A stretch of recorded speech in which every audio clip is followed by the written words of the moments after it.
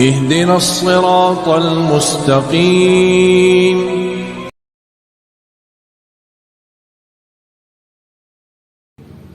Assalamualaikum warahmatullahi wabarakatuh. Waalaikumsalam warahmatullahi wabarakatuh. Alhamdulillahi rabbil alamin. Raditu billahi rabba wa bil islami dina wa bi Muhammadin nabiyya wa rasulah. Rabbi zidni ilma warzuqni fahma. Rabbi shrah li sadri wa yassir li amri wahlul 'uqdatam min lisani yafqahu qawli. Kita meneruskan kajian surah An-Nahl, meneruskan tentang bagaimana mestinya kita bersyukur kepada Allah karena memiliki perjanjian, terutama perjanjian dengan Allah.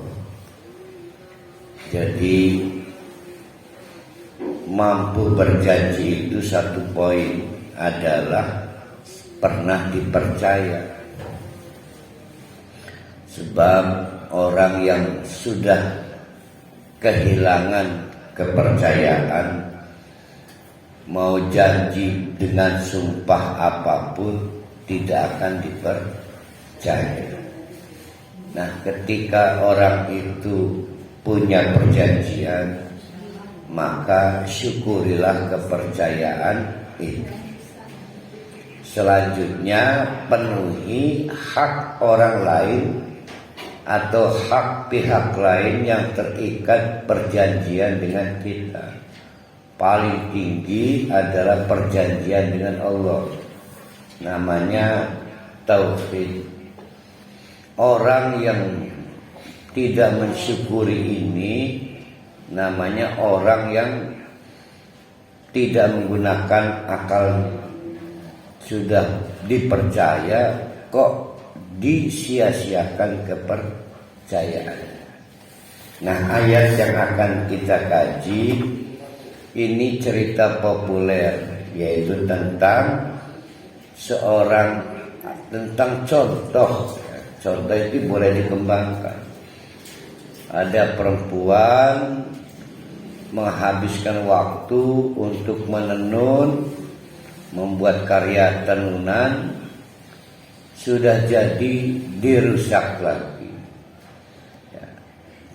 Menenun lagi, membuat karya tenunan, dirusak lagi. Rupanya si ibu-ibu ini senang merusak sesuatu dan lebih senang melihat barang yang rusak.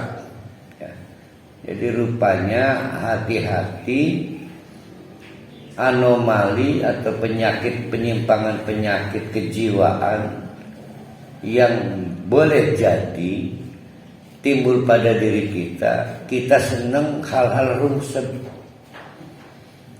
umah acak-acakan, kelambi pading berserakan, piring pading numpuk. Nah, itu demen baik. Ya, itu nanti lama-lama dicabut kepercayaannya oleh Allah, rasa senangnya, keindahannya. Nah, kita berada di ruang lingkup itu, maka marilah kita dengan izin Allah meneruskan ayat-ayat kita, yaitu mulai dari ayat 92 ya. Wala takunu. Nah, ini larangan. Janganlah kamu semua akhirnya menjadi. Ujung-ujungnya jadi. Berarti ada proses, bisa cepat, bisa panjang. Wala takunu, janganlah akhirnya kamu menjadi. Ini larangan. Kalati, yang seperti seperti tadi, silakan dikembangkan. Seperti seorang perempuan naqadat ghazlaha, merusak hasil karya tenunannya. Membagi kuatin, setelah kuat kokoh karya tenunannya, mungkin sudah di figura, mungkin tenunan itu kalau sudah jadi karya memang dibikin sedemikian rupa, dikunci ujung-ujungnya dengan lipatan kain, dengan figura dan lain sebagainya. Angkasa menjadi acak-acakan. Tattahiduna aimanakum, mereka kemudian, kamu semua akhirnya menjadikan aimanakum, sumpah kamu semua, dakhalan, jadi modus,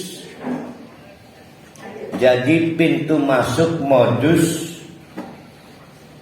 bainakum, di antara kamu, antakuna ummatun, seolah-olah kamu satu kelompok. Kita terangkan dulu. Jadi ada juga ahli tafsir yang menjelaskan ini bukan contoh, memang perempuannya ada di zaman itu. Jadi perempuannya ada pelakunya, ada subjeknya. Kayak wong edan setiap kali menyelesaikan karya tenunan dirusak, gawe maning dirusak maning. Memang orangnya ada, tapi yang saya lihat ini diangkat oleh Allah sebagai contoh. Karena contoh, maka bapak-bapak, ibu-ibu boleh membuat contoh yang lain.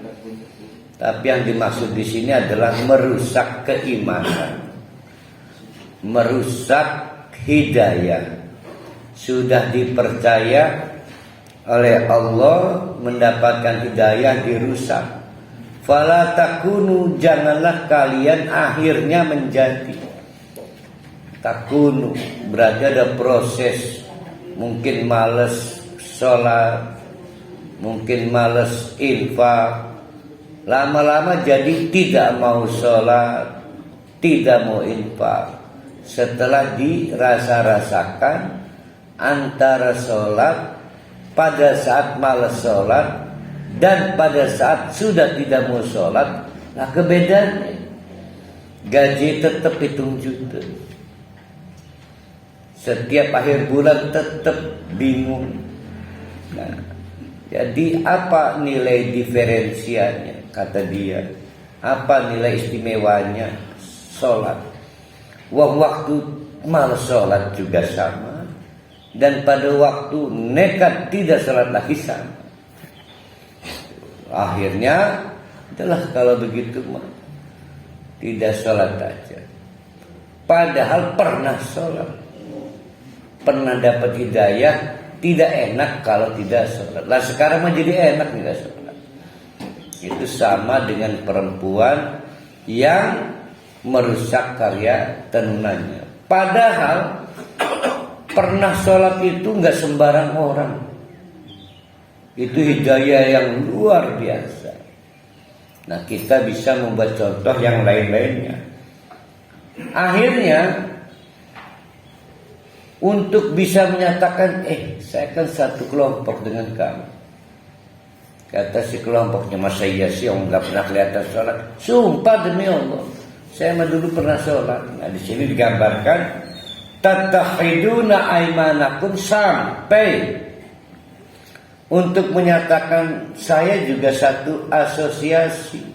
Wong Islam kita kian ngajan orang kedalang salat kita kini wong Islam. Sumpah demi Allah. Itu sampai menggunakan sumpah. Ya arba min ummatin. Rupanya itu karena melihat orang Islam lebih mayoritas. Orang sanggup delekin metu sing kelompok Islam karena mayoritas orang Islam. Jadi kalau begitu siapa dia? Jatuhlah ke hukum orang munafik.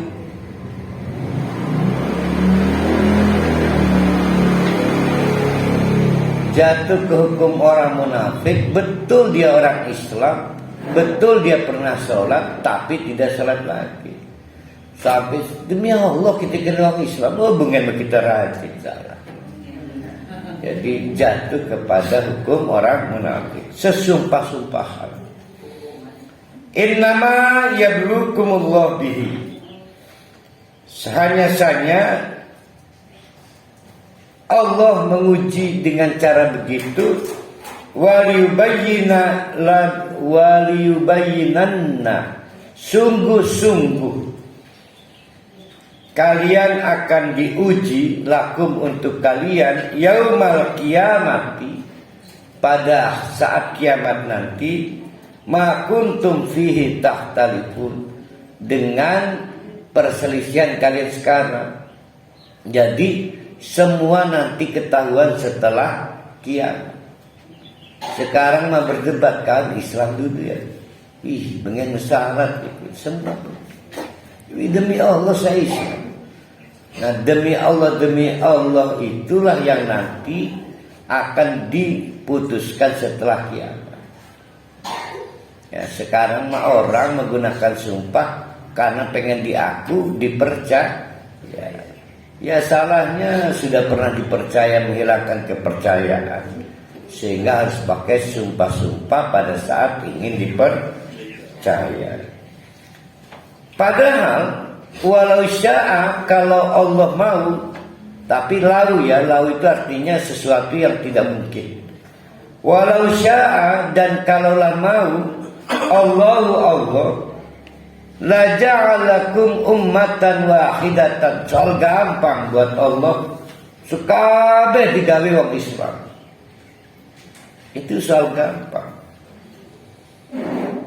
Tapi nyatanya Allah tidak mau. Dari mana tahunya Allah tidak mau? Allah ngasih akal pikiran. Nah, maka dengan akal pikiran itu orang menimbang-nimbang, orang mengamat-amati. Ada yang akhirnya senang terus sholat, ada yang akhirnya tidak senang dan berhenti sholat, berhenti infak, berhenti zakat, macam-macam lah.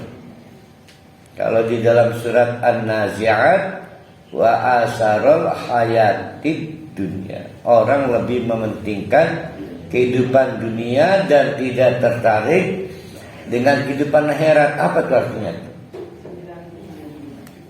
Orang mementingkan kehidupan dunia dan karenanya tidak tertarik kehidupan akhirat. Artinya amal-amalannya sholat, andai kata sholat karena kepentingan dunia, andai kata berinfak karena kepentingan dunia, tidak tertarik untuk akhirat. Nah, orang-orang seperti ini ya artinya pada saat nanti dihisab, padahal dulu sholat, padahal dulu infak, ahli ibadah, tapi bangkrut karena tidak dapat pahala. Pada waktu sholat lebih tertarik dunia. Sebentar lagi mau pilek, umroh penuh ini. Umroh, karena banyak orang berangkat umroh karena sedang nyalon dewas. Nah, itu namanya wa asarul hayatid dunya.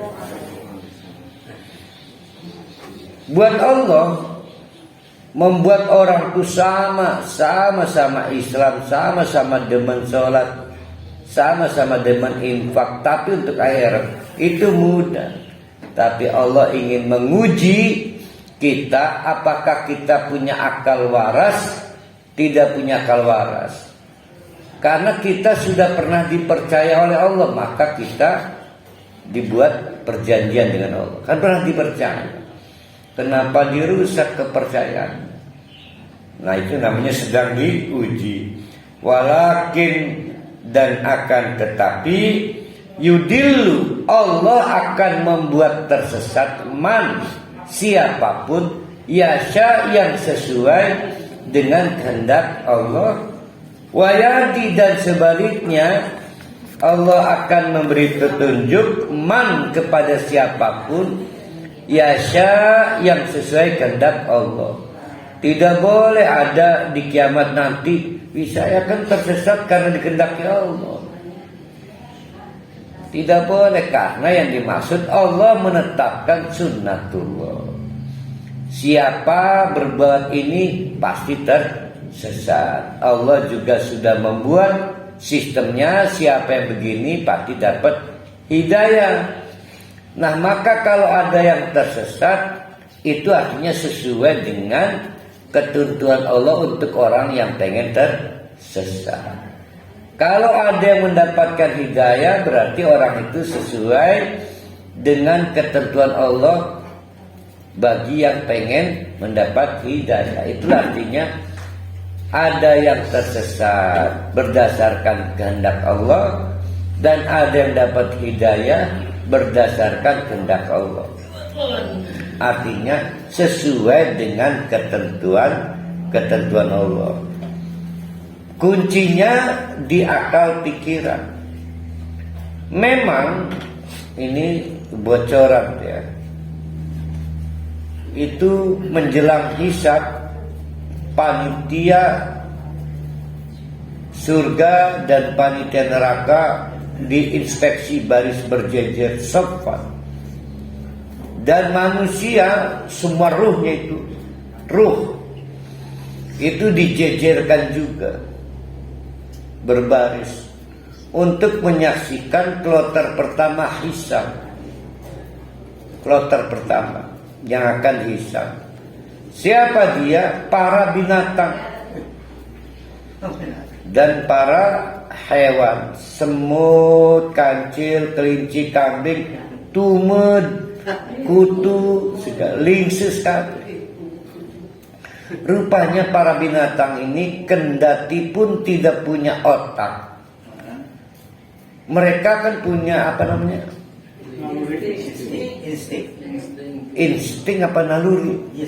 Insting. Di antaranya insting mendolimi binatang lain, membunuh, menganiaya, sehingga ada korbannya. Ada binatang yang mati karena binatang yang lain, tapi banyak juga binatang yang mati karena manusia. Siapapun binatang kloter pertama dihisab, maka kambing dipanggil, Bing, kamu tercatat di dalam catatan menginjak semut, merusak ini. Divonis kamu ahli neraka, tidak bisa memberontak sampai habis, termasuk virus kan di neraka. Tapi vonis tinggallah vonis, karena untuk para binatang tidak dieksekusi, jadi pasir. Jadi tetap divonis. Ada binatang yang bersalah, kambing, semua binatang lah. Kita ini kan tahu jenis binatang, nama jenis binatang kan, tapi nggak tahu nama si binatangnya kan. Misalnya kambing, apalagi jenis binatangnya? Kucing. Ada yang tahu nama si kambing itu? Ya, misalnya Robert, John, kan tahunya jenis binatang. Kalau kita makan tahu Parohali, Pak Farid, Paris. Wih, Paris ke legendnya, lah ketua nih Parisnya. Paris. No, Padik spesialis humble. Konon kembali. Nah, setelah selesai, jadi divonis, tapi tidak dieksekusi. Tidak ada yang dimasukkan ke surga, maka tidak ada yang dimasukkan ke neraka, kendati pun divonis bersalah atau tidak bersalah. Kenapa itu tidak dieksekusi? Karena tidak dibekali akal. kedoliman yang pernah terjadi pada waktu di dunia tidak diproses oleh akal. Dan banyak kebaikannya loh binatang itu. Membiarkan kita memeras susunya, orang ngamuk kan? Membiarkan deweke berlenggak-lenggok sehingga esam-esem kucing-kucing kucing peliharaan itu disebut apa? Ya kucing mahalah. Itu juga kebaikan, amal dia, tapi tidak amal soleh karena tidak pakai akal. Nah, manusia itu diproses sampai dinyatakan bersalah dan tidak bersalah. Yang bersalah ada yang kamu harus jadi alumni jahannamiyun. Berarti alumni jahannamiyun kudu di neraka dipit berarti ya. Kalau pengen ke surga kamu harus jadi alumni jahannamiyun. Entah di neraka jahanam berapa tahun. Tapi ada juga divonis kamu di neraka selama-lamanya. Nah itu karena punya akal. Dieksekusi itu karena punya akal. Nah kaget setelah sebelumnya ada kloter pertama kumpulan hewan divonis tidak diskusi. Maka sering kita di dalam Al-Quran dapat gambaran orang-orang calon ahli neraka itu akhirnya lamun mekenen mah ya laitani kuntu turoba, mendingan kayak binatang menjadi pasir. Terlambat dia waktu di dunia diberi anugerah akal. Kan di Quran sering digambarkan ya laitani kuntu turoba. Pengennya jadi pasir, maksudnya pengen kayak jadi binatang itu divonis tapi tidak dieksekusi. Nih berarti kita pasti akan dieksekusi berapapun vonis kesalahan kita karena kita punya akal. Dan itu sistem.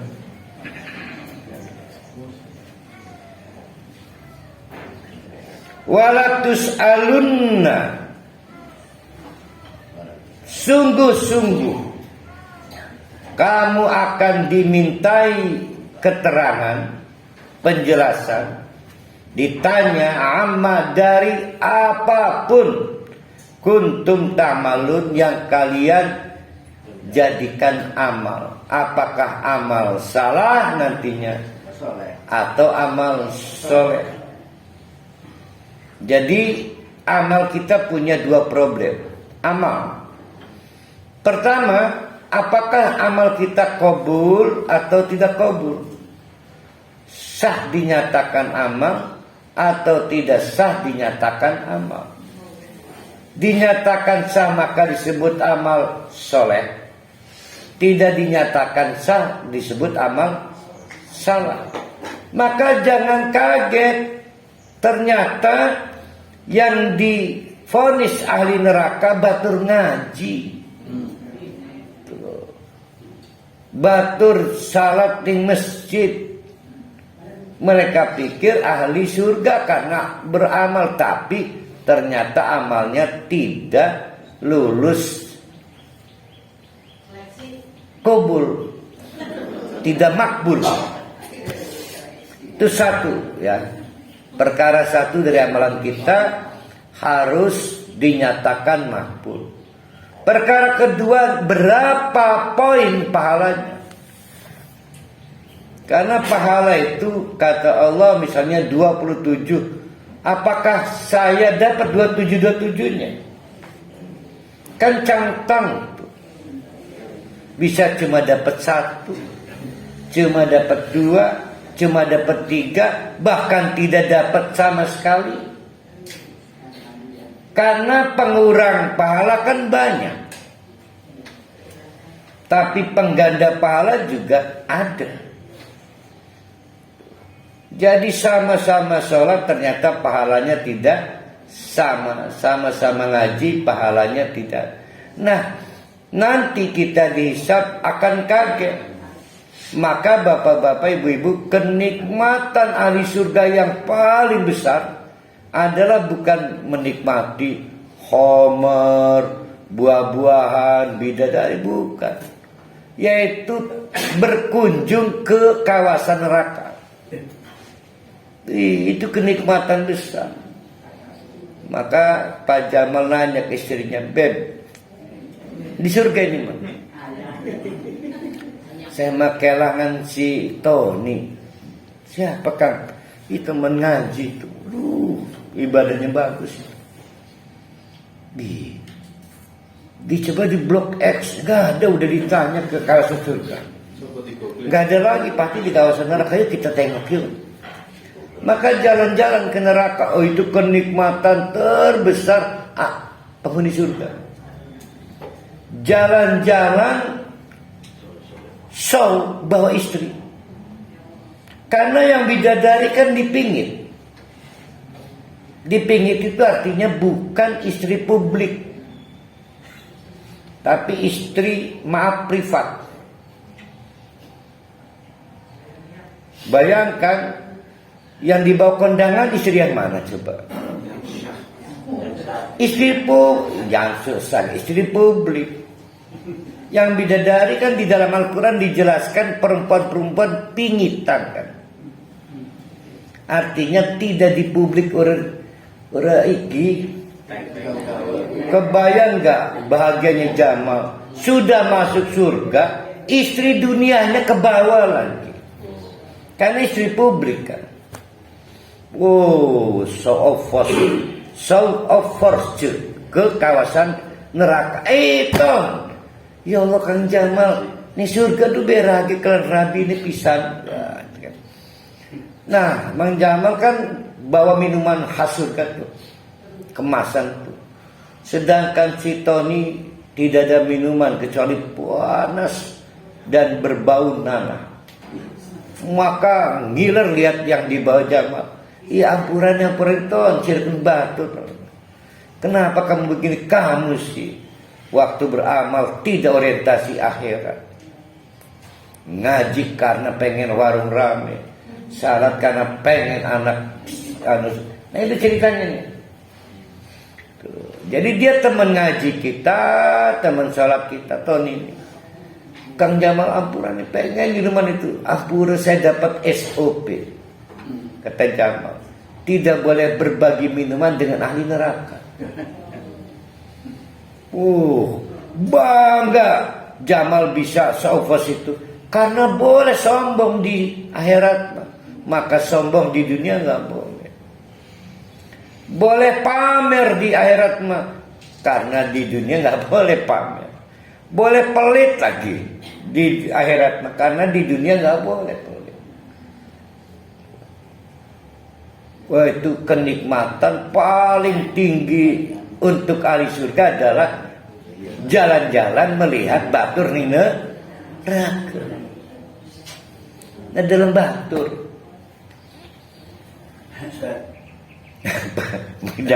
cemas dengan ya mau kemana Pak Rusdinya? takut saja dia saya. Takut saya dikunjungi Jamal. Takut melihat sama Pak Jamal. Untuk masuk surga itu sulit amat. Pak Haji Rusdi insya Allah masih surga.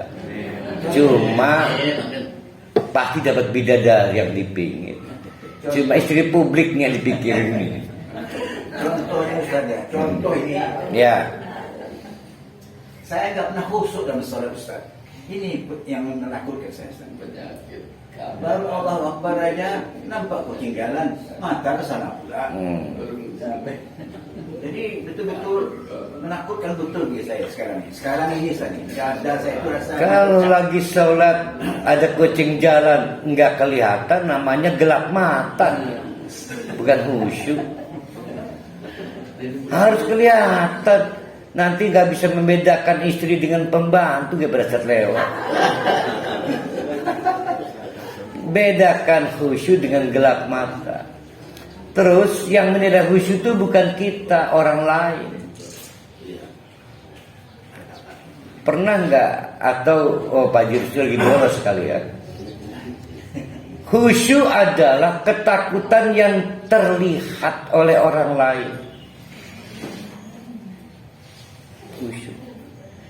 Maka ketika sholatnya khusyuk, ketakutan pada Allahnya terlihat. Ada orang komentari syahwat, hendak ke dalam khusyuk. Memang khusyuk itu ketakutan yang terlihat, kelihatan takutnya. Nah itu khusyuk. Jadi gemeter, nangis, sehingga orang lain, ih kok dia bikin apa ya? Maka untuk menilai khusyuk orang lain yang bisa nilai. Jadi khusyuk itu sesuatu yang ketakutan yang terlihat orang lain. Maka yang lihat orang lain, kelihatan gemetar, kelihatan nangis. Nggak boleh dikomentari. Enak dalam khusyuk. Memang khusyuk, ketakutan yang terlihat. Ada orang yang berhasil menyembunyikan takutnya, maka disebut bukan khusyuk, khauf, khosyatun. Kalau kata khosh, shin, ain itu artinya apa? Disebutnya ketakutan itu seperti apa? Ekspresi ketakutan.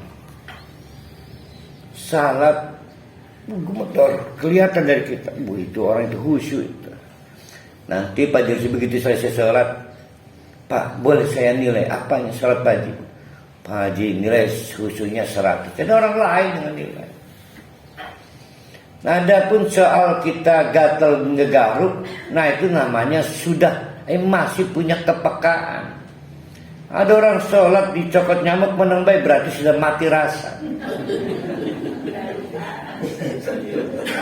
Lah Nabi aja masih ngangkat cucunya kok. Jadi nggak boleh mati rasa, mati akal, gelap mata, itu nggak boleh. Bahaya. Ada lagi sholat, ibunya memanggil dari luar rumah karena dan berkunjung. Assalamualaikum.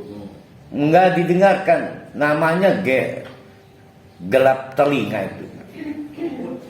Jadi tetap itu bukan khusyuk, indikator khusyuk bukan begitu. Membayangkan neraka berkobar, lalu di sidang Allah, gemetar ya. Sehingga lebih terpikirkan itu. Tapi telinga mata normal. Bahkan kalaupun saya sering angkat peci, tetap begatal kali ini anunya. Masalah di peci. Tapi saya ngangkat biasa, tidak ada masalah. Jadi jangan belagu lah. Bagus itu begitu. Pak Julis insya Allah lah nggak akan dikunjungi Jamal.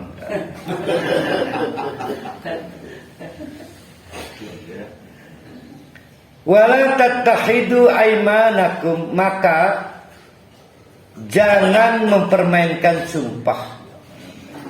Nah, sekarang kita ke belakang lagi. Kenapa sih harus sampai mengandalkan sumpah? Karena krisis kepercayaan. Maka jangan sia-siakan kepercayaan itu. Sia-sia itu apa ya? Lirik lagu mana itu? Oh iya, lagu Malaysia Mas ya. Wala tattahidu, dan janganlah kalian semua, ini larangan, menjadikan aimanakum, sumpah-sumpah kalian itu dakholan, jadi pintu masuk, bainakum, di antara kamu, jadi modus. Kalau yang tadi modus agar diaku satu asosiasi, satu jamaah, ini mah jadi modus untuk mengambil keuntungan.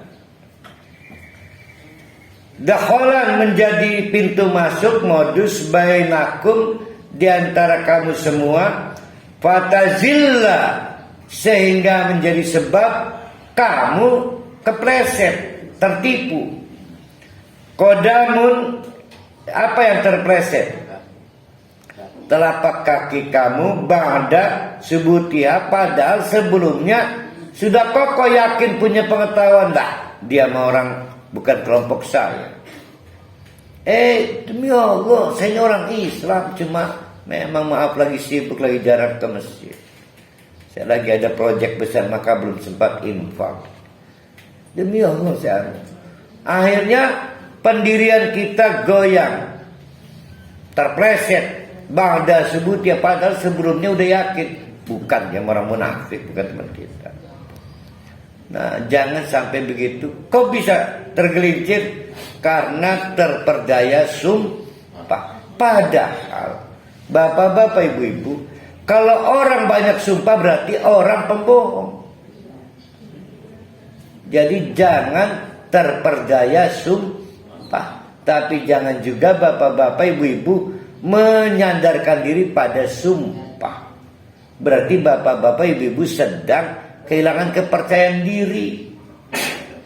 Ya. Yang boleh disumpah itu pejabat, dan yang boleh disumpahin juga pejabat. Ya kan, pejabat itu kan pengguna uang rakyat. Maka kalau disuruh rakyat, hal yang biasa. Wa tadzuqus su'a, maka kamu nanti akan merasakan as-su'a, kejahat. Asu ini maksudnya dampak buruk. Bima sodattum an sabilillah, karena berdampak tertutupnya fisabilillah. Apa kaitan orang yang terperdaya sumpah dengan tertutupnya fisabilillah? Jalan fisabilillah apa kaitannya? Jadi rupanya orang tertipu itu punya kaitan dengan fisabilillah. Gara-gara tertipu, akhirnya satu saat terbongkar. Satu saat. Ini contoh aja ya. Akhirnya kita mensyahadatkan orang di majelis ini. Nggak berselang lama, dapat juga yang diidam-idamkan, perempuan dari jamaah. Nggak berselang lama, akhirnya keluar dari Islam.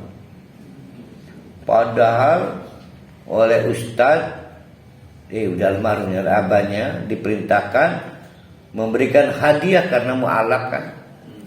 Oh, banjir hadiah. Satu saat saya umumkan, bapak-bapak, ibu-ibu, akan ada yang masuk Islam. Tolong siap-siap bingkisan, kado, parcel, apa aja untuk mu'alaf kita nanti. Orang serengan Jerman sudah tertutup tuh jalan fisabilillah, gara-gara kapokan.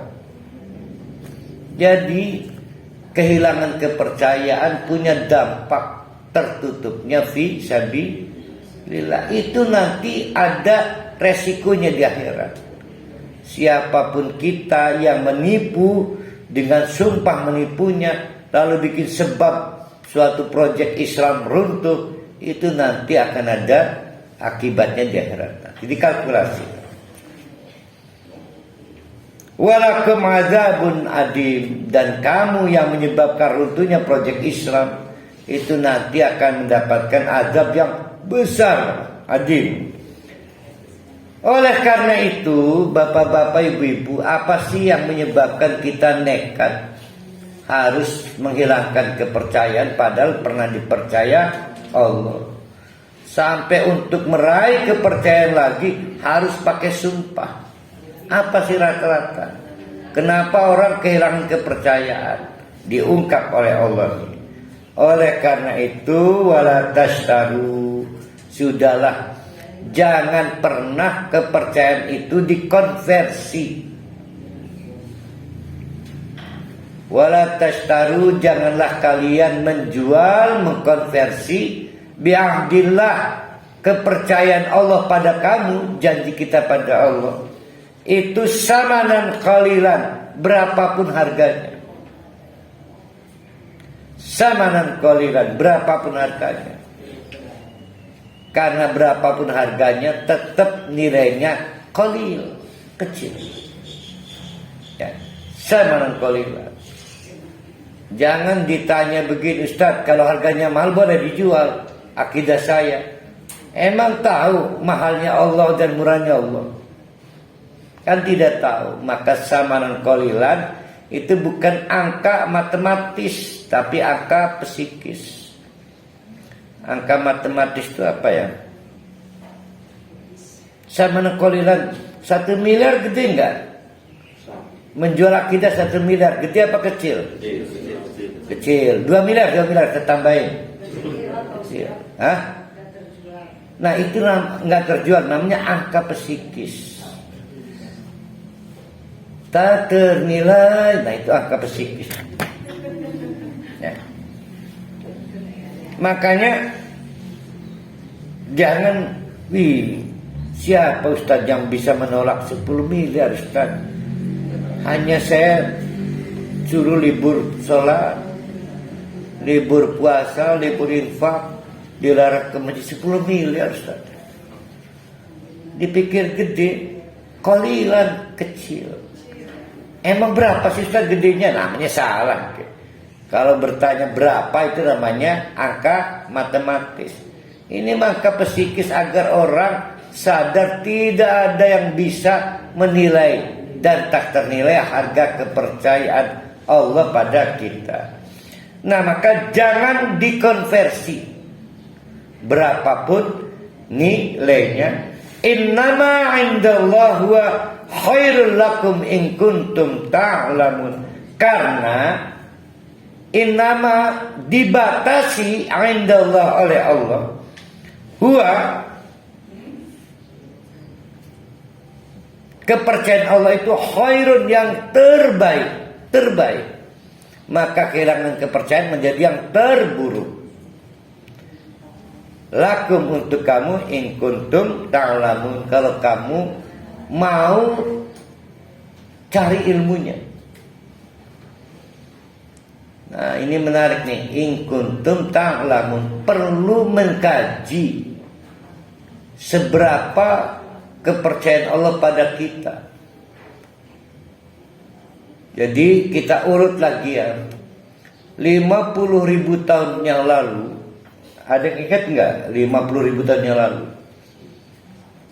Ruh kita berbaris, bergabung dengan ruh Isa al-Masih Ibni Maryam.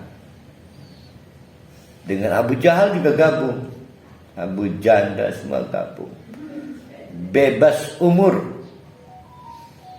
Alastu birabbikum. Hei kalian para ruh manusia, apakah kalian siap berkomitmen bahwa saya satu-satunya Tuhan pemelihara kalian, maka kalian beribadah pada saya? Oke, bala syahid. Nah maka Allah percaya pada kita bahwa kita orang-orang baik. Maka Nabi Adam diberi jasad sebagai manusia pertama.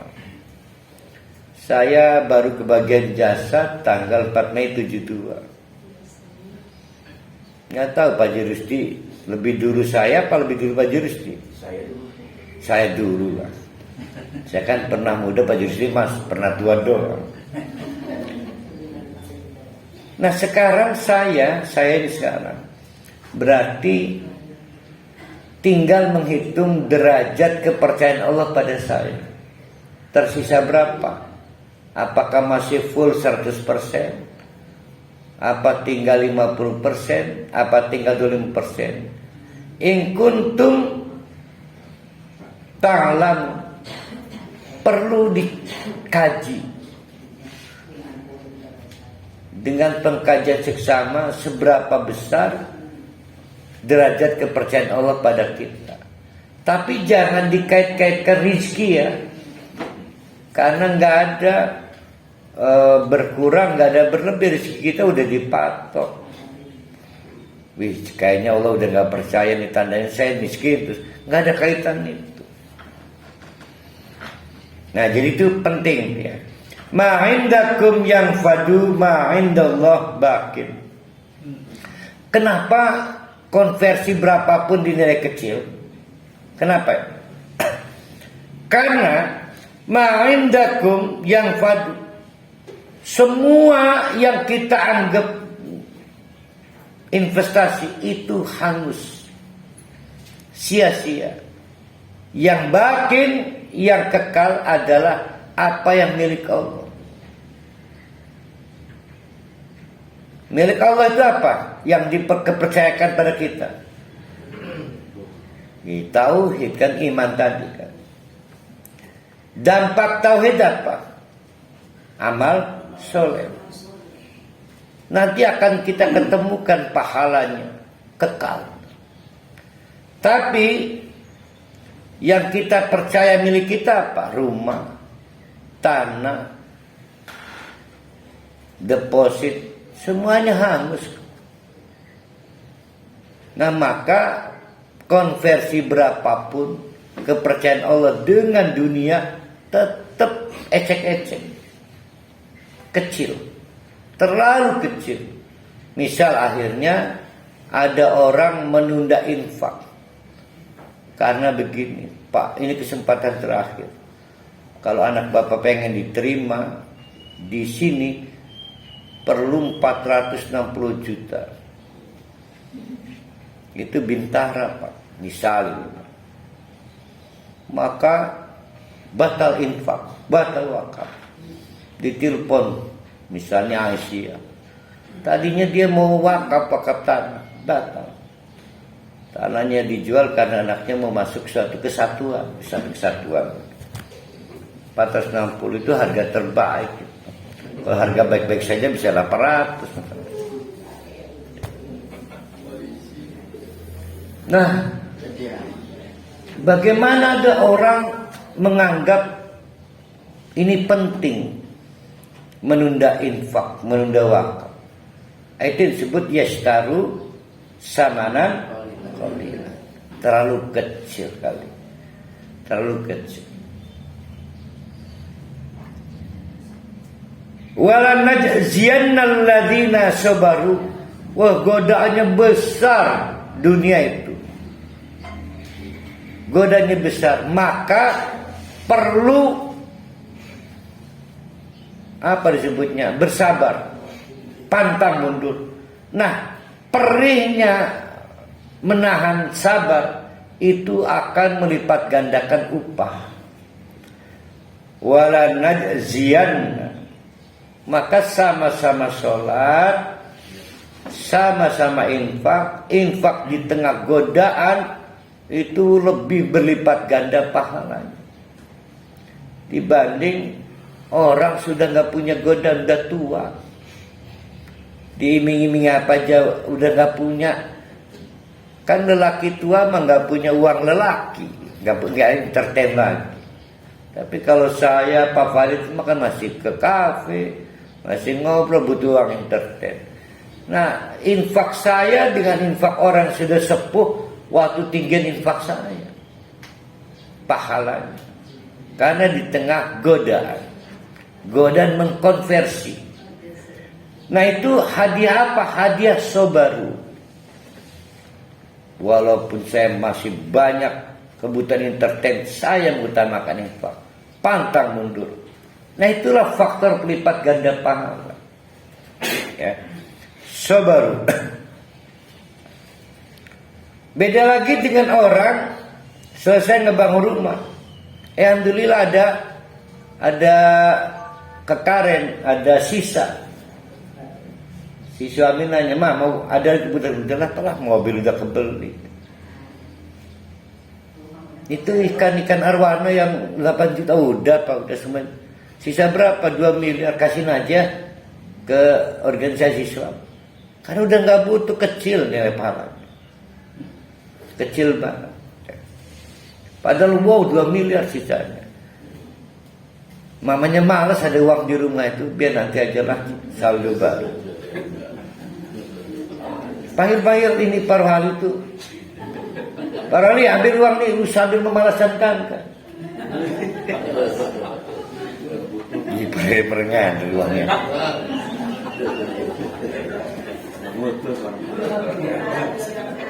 Ngandel paruh itu. Paling saya yang nggak ngandel, yang dipanggil perhal itu doang. Tapi ceritanya ngandel saya.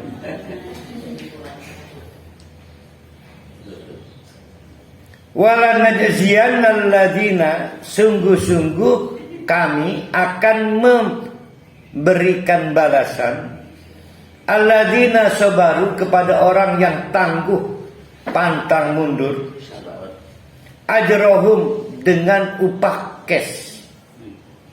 Ya. Biasani makan yang malu, karena berbuat yang terbaik, tidak menggadaikan kepercayaan Allah. Maka mempertahankan kepercayaan Allah itu perlu berjuang keras, perlu kesabaran. Nah, pelipat ganda pahalanya disebut sabar. Sabar dalam mempertahankan kepercayaan Allah, tetap beramal, tidak pernah menunda, tidak pernah menganggap remeh. Man amila solihan, maka kaidahnya siapapun yang beramal soleh, baik min dzakarin wong lanang,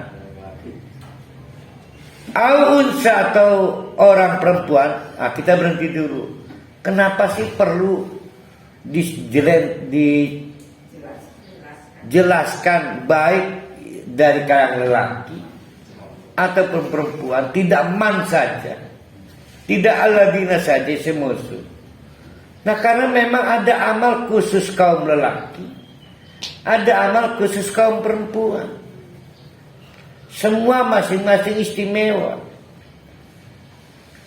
Jadi kaum perempuan itu tidak istimewa menahan talak. Memang bukan hak perempuan. Kang lamun kalian boten sabar mah sampun bubar iki rumah tangga aja. Klepun kula nahan talak, salah kali. Yang akan dapat pahala tidak dari talak itu suami. Karena suami yang punya hak talak. Jadi ada amal yang spesifik. Maka perlu disebut baik dari kalangan laki-laki ataupun dari kalangan perempuan. Wa huwa mu'minun, dan pada waktu beramal soleh tetap mukmin. Mukmin, kenapa mukmin? Karena dipercaya. Kenapa mukmin? Karena aman semua titipan. Itu mukmin disebut. Fal nuhyiyannahu hayatan thayyibah, maka sungguh kami akan memberikan kehidupan kepada samuan tadi, hayatan thayyibatan, kehidupan yang baik di dunia maupun di akhirat.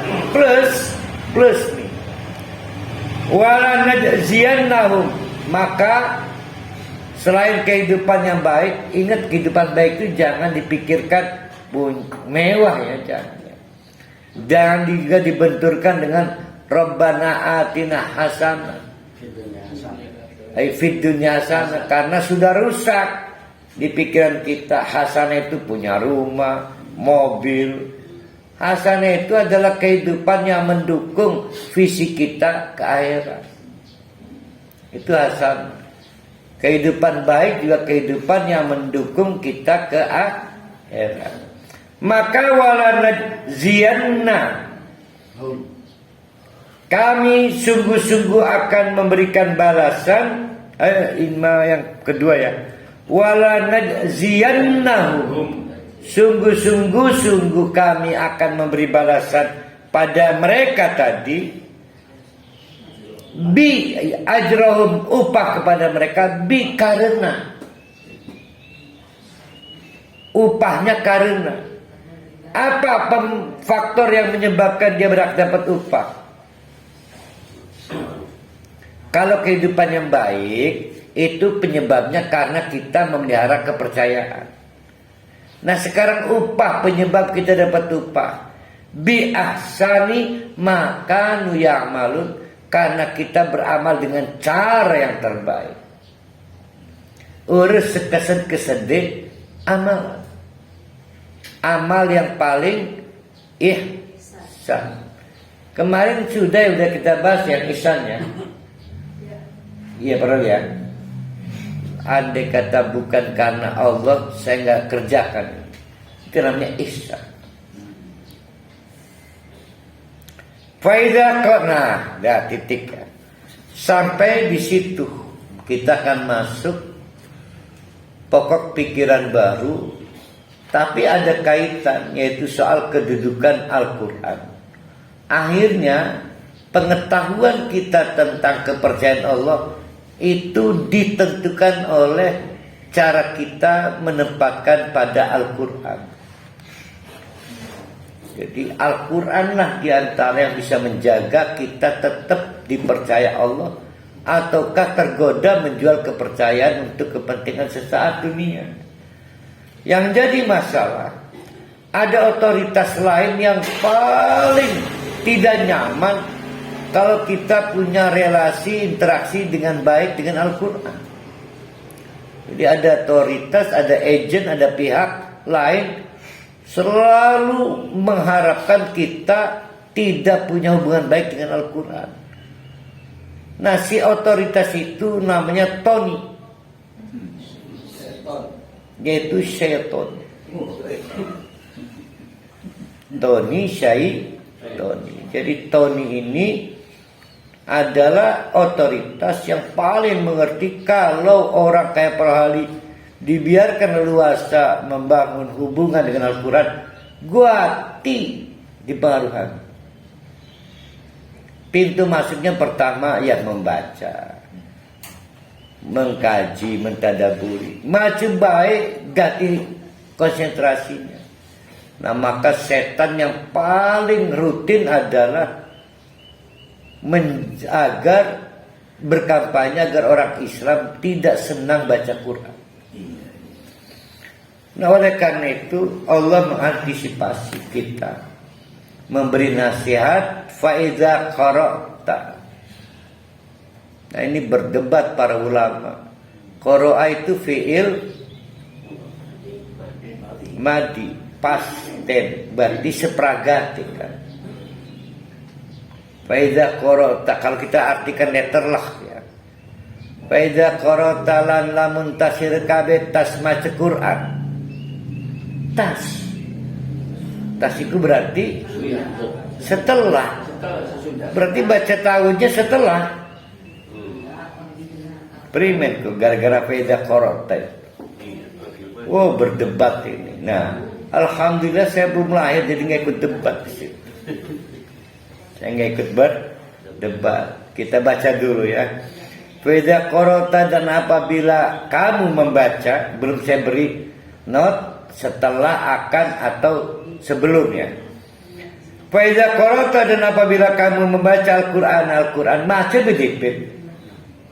Karena mau mengkaji juga dari baca dulu, mau menghafal juga dari baca dulu, mau mengamalkan untuk sholat juga dari membaca dulu. Ini pintu masuknya. Apa yang dibaca Al-Quran, fasta'id, maka mintalah perlindungan billahi pada Allah minasyaitonir rajim.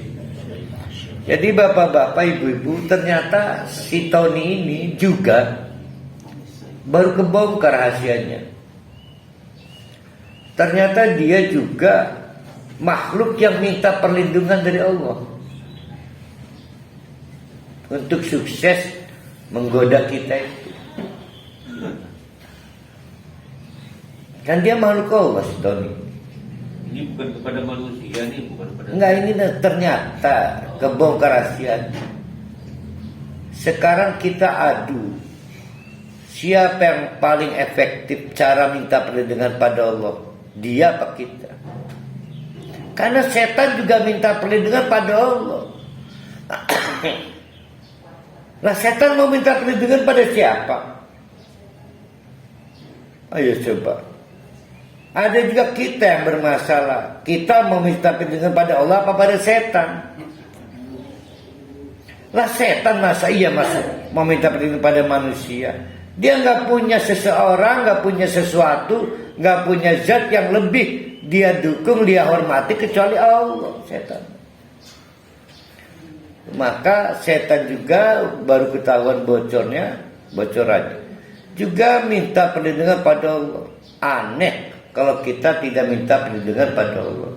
Tinggal kita uji, sama-sama minta perlindungan pada Allah, siapa yang paling dapat protek. Ternyata tetap aja baru nun, udah angom, baru nun. Padahal masih wal Qur'an turun. Maka ditegur, kamu kalau baca nun angom baik, coba soal kliyane Yasin, baru ya sudah turun. Apa itu? Ustaz, padahal sudah tahu. Nah, setannya juga tahu kok. Setannya juga tahu. Ustaz, bagaimana cara kita minta ridho sama Ustaz? Nah, makanya yang jadi masalah kan tauhid kita ini kan tauhid afirmatif, formalitas, bukan ketakutan gagal membaca Quran kan. Kalau betul kita itu saking takutnya gagal membaca Al-Quran, pasti tauhid kita serius. Tauhid kita ini kayak rangkaian formalitas, kayak refleks aja.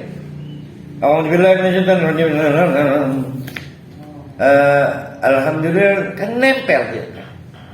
Itu beda. Ini tauhid ini amalan. Nah, bapak-bapak, ibu-ibu, pertanyaannya kapan ngasih tauhid itu? Memang sulit ya. Abu Hurairah saja. Abu Hurairah itu sahabat Nabi.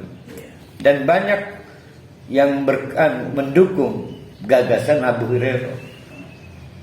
Berpendapat bahwa membaca tauhid itu bukan di awal, tapi setelah rinci maca Quran. Karena qaro akan pasti. Sehingga Abu Hurairah itu kelompok letter apa anani.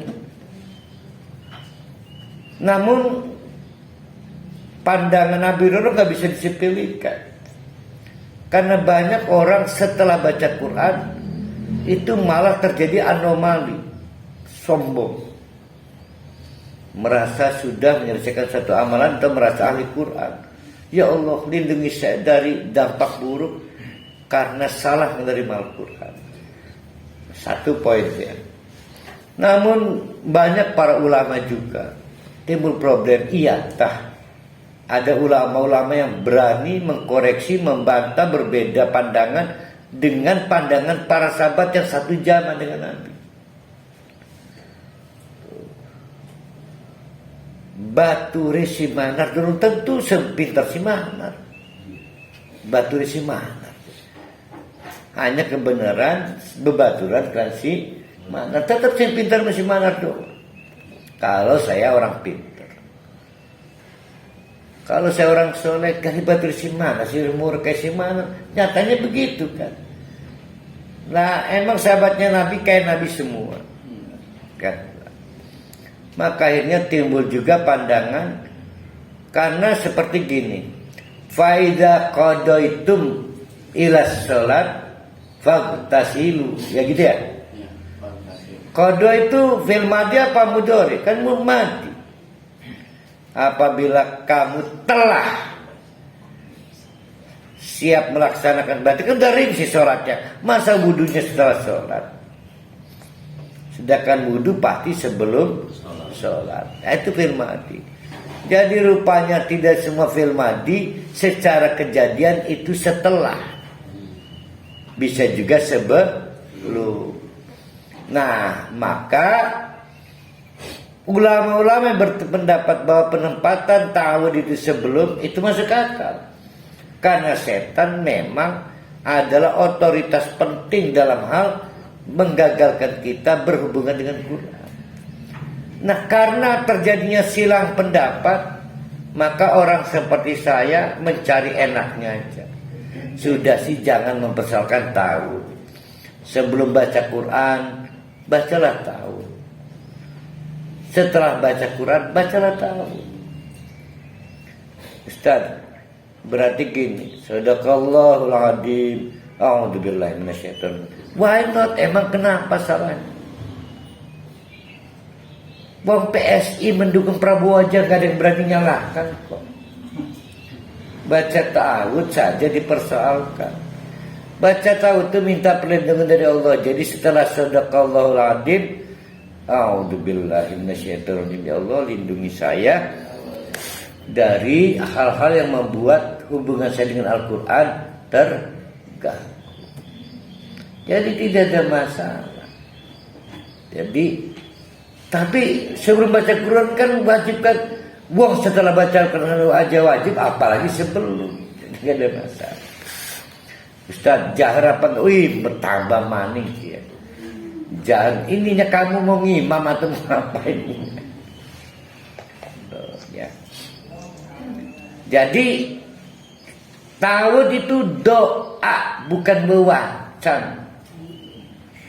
Kamu berdoa bukan mewacan dalam rangkaian Quran. Yang salah kita kali. Doanya masuk mewacan, maka melung akhirnya. Melung apa? Jahar. Kan mestinya masuknya doa kan. Doa kan sir. Nah, karena dianggap wawacan, akhirnya A'udzubillahi minasyaitonirrajim. Bismillah, pada kan. Karena dianggap wawacan sama dengan bacaan Quran mau kita baca. Udah ya. Kalau nggak sepakat, asal boleh nggak sepakat, tapi jangan tidak baca ta'awud. Ya, jadi boleh, silakan mau baca ta'awud cuma sebelum baca Quran. Aturan berarti nggak sepakat. Atau cuma di ujung, wah itu terlalu berani itu. Berarti berani berperang dengan setan pada saat baca Quran, tapi memang sulit kok. Kalau nggak baca tahu dengan sungguh-sungguh, sulit baca Quran secara lama, sulit. Innahu, karena yang namanya si Tony, ini Allah bongkar ya supaya kita punya kepercayaan diri. Profil si Tony. Innahu, karena seton itu laisa lahu sultanun, nggak punya kekuatan apa-apa. Lemah dia. Baik kekuatan intelektual, kekuatan gagasan, kekuatan ide nggak punya. Lalu dia menggoda kita dengan apa? Ya nekat aja dia, sebisa-bisanya. Ya, kasihan. Jadi besar hasrat, kurang akal dia, karena memang nggak punya akal. Sebenarnya kasihan setan tuh. Ambisinya besar, pengen menggoda kita ya. Yang dihadapi manusia. Tapi memang tidak ada makhluk yang sesungguh-sungguh iblis, setan kan. Kelebihannya mereka itu apa ya? Sabar. Bukan sabar, sungguh-sungguh apa? Serius. Cuma kasihan, kurang akal gitu. Semangat. Pantang mundur memang. Semangat. Kalau bisa ngelihat setan yang kasihan, ngegoda aja situ kayak payah bener. Lihatnya nggak tegas ya, tapi ambisinya besar. Innahu laisa lahu sultan. Kasihan dia nggak punya kekuatan apa-apa. Alal ladina amanu, ala kalau pakai ala berarti untuk mengalahkan. Alal ladina amanu, untuk mengalahkan orang yang beriman. Wa ala rabbihim yatawakkalun, dan orang itu menyerahkan dirinya pada Allah, bertawakal. Maka setan sudah nggak berkutik lagi. Kalau kita itu masih tergoda setan, itu mengkonfirmasi rendahnya tingkat tawakal kita. Jadi kalau kita pengen tahu berapa nilai tawakalmu, maka kita bisa ngejawab berapa kemampuan setan menggoda kita.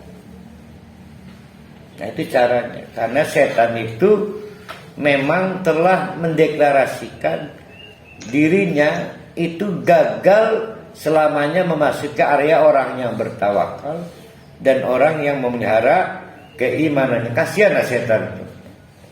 Kasihan. Terlalu besar ambisinya. Tapi faktanya setan berhasil ya, walaupun lemah. Banyak yang tidak berilmu daripada yang berilmu. Banyak yang tidak beramal soleh daripada yang beramal soleh. Itu fakta.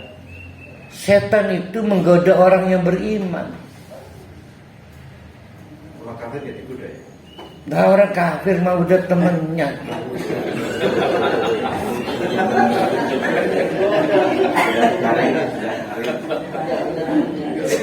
Nah, baru hari ini sih mikirakan ngomongkuan. Yang kita pikirkan teman-teman kita sholat ngaji.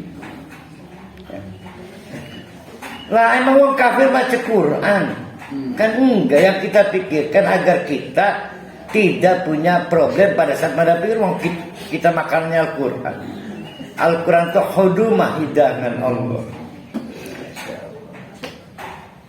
Innama sultanuhu, karena kekuatan setan itu cuma bisa mempengaruhi ala ladina, orang-orang yatawallawnahu, yang berpaling dari Allah, berarti tidak dipercaya Allah lagi. Allah nyuruh kita berorientasi akhirat, orang ini malah berorientasi dunia. Nah, itu gampang. Di antaranya merasa tegar padahal amal bid'ah, merasa sudah beribadah padahal ibadahnya untuk kepentingan dunia. Makanya saya mau tanya kepada bapak-bapak, ibu-ibu, Nabi Muhammad, ini Nabi saya ini ya. Nabi Muhammad itu Nabi kita ya, Pak. ya mangga kan, tapi versi saya Nabi Muhammad tuh miskin banget. Nabi, maka dilaporkan perutnya diganjal dengan batu. Maka berhentilah ceramah ngisi pengajian tentang cara menjadi jutawan ala Muhammad. Ustadz ini maksudnya. Karena dia manusia khusus yang tidak dikait-kaitkan dengan kekayaan.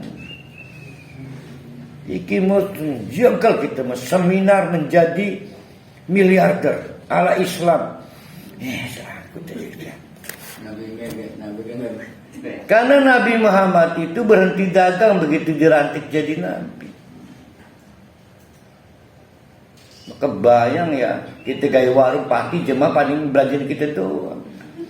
Sehingga kan anomali, akadnya akad batal, karena bukan akad karena komoditas yang saya jual, karena akadnya akad tabaruk kan.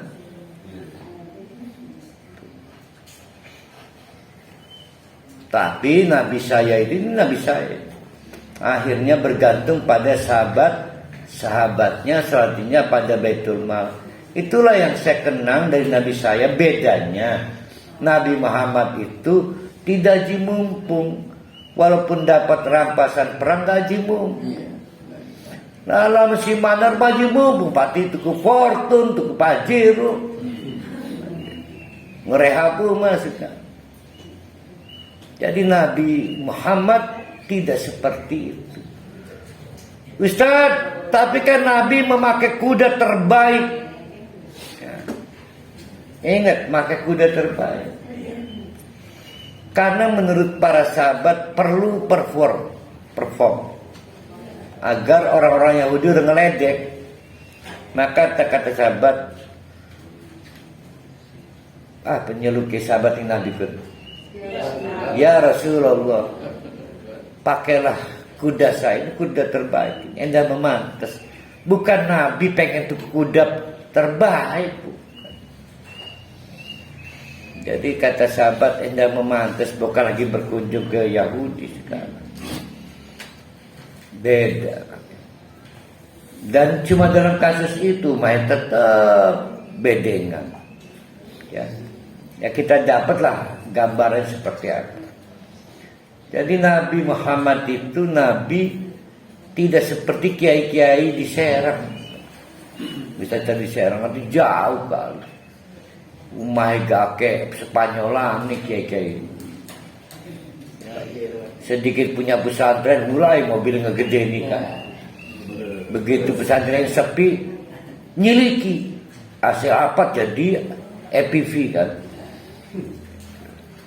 Ya kan alpat gede, EPV nyiliki. Nama nyiliki mana kok ini jadi Aila. Suwe-suwe pesantren didol kan. Wallahu a'lam bishawab. Walladzina hum bihi musyrikun, dan ampuh setan itu menggoda, mempengaruhi orang-orang yang punya tabiat syirik. Begitu kita berpikir percaya tentang jimat, itu setan merasa enjoy banget, nggak susah payah. Jadi setan itu nggak pernah kalah perang, nggak pernah. Mundur perang nggak pernah. Tetap bertempur walaupun gagal. Tapi kalau kepada kita ini pasti gagal. Tapi tetap ada setan. Jadi setan itu jenis makhluk yang pantang mundur.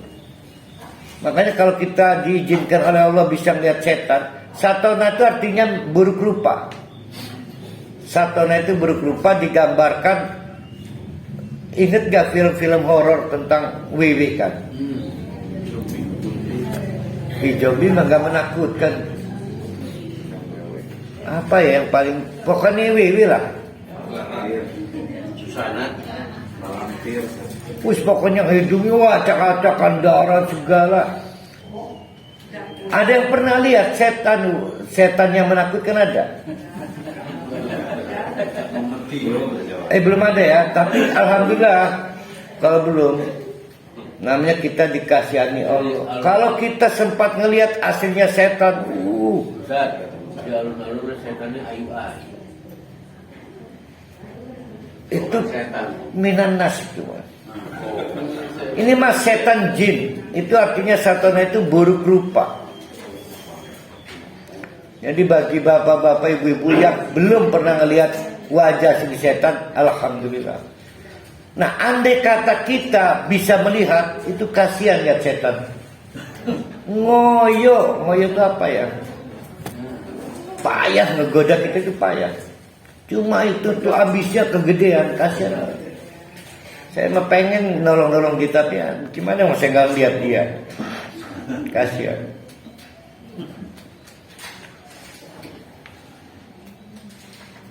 Jadi titik pangkalnya adalah 2 plus 2, 2 lawan 2. Kalau manusia itu konsisten beriman, konsisten tawakal, maka dipastikan setan gagal menggoda kita.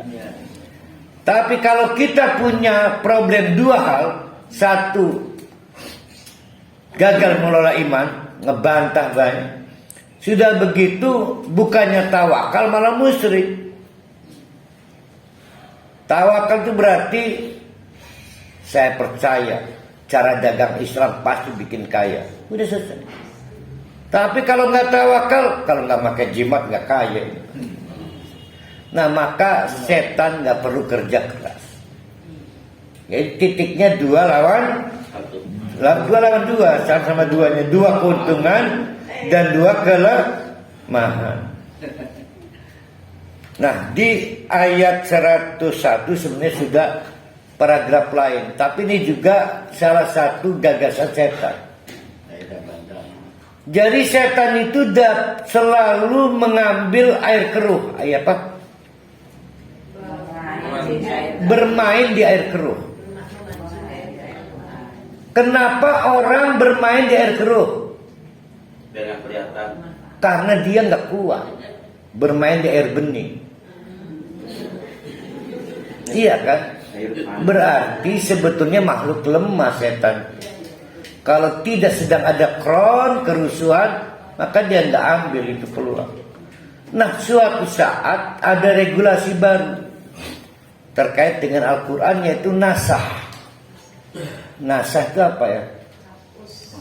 Menghapus regulasi lama dengan regulasi baru. Nah, bikin bingung juga iki primes ya Allah iki. Katanya dulu khamr itu nggak ada masalah, yang penting jarak antara minum khamr dengan sholat di jangan masih mabuk masalah. Misalnya sholatnya jam berapa ini?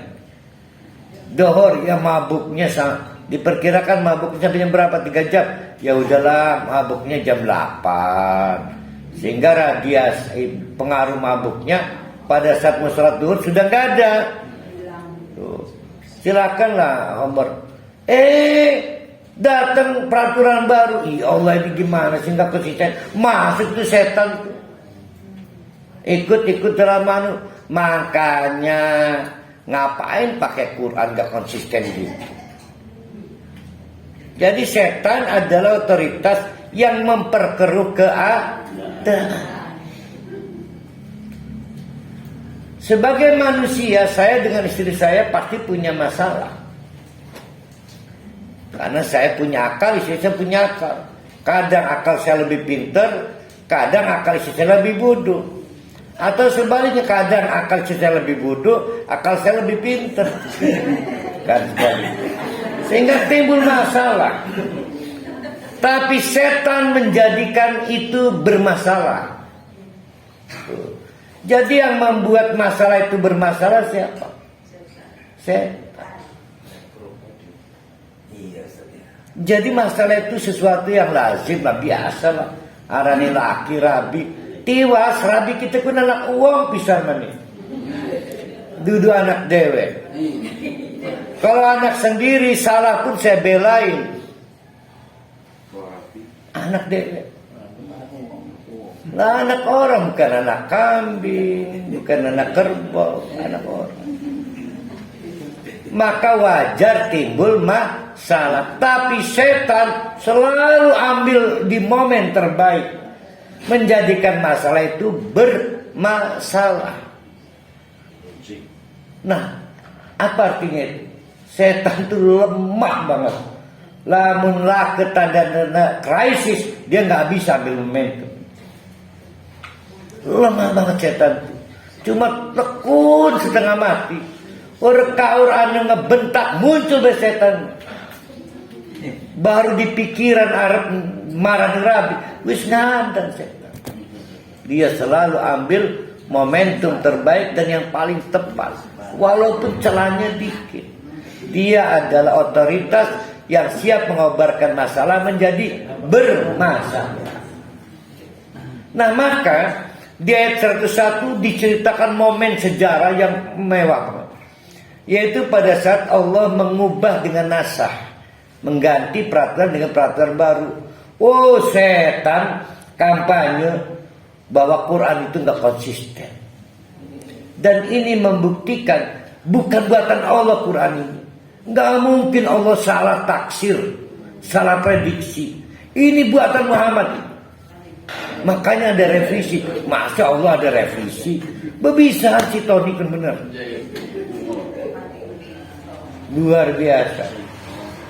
Nah, itu saya menyimpulkan bahwa sehebat-hebatnya Tony, dia makhluk lemah. Nggak ada panggung, nggak ada party Tony. Rocky mah nggak ada Rocky, nggak ada party Tony. Nggak butuh orang lain. Setan butuh panggung orang lain. Nah, nanti akan kita teruskan karena saya mau ke Pandeglang. Aqul qouli hada wastaghfiru innahu ghafurur rahim. Assalamualaikum warahmatullahi wabarakatuh.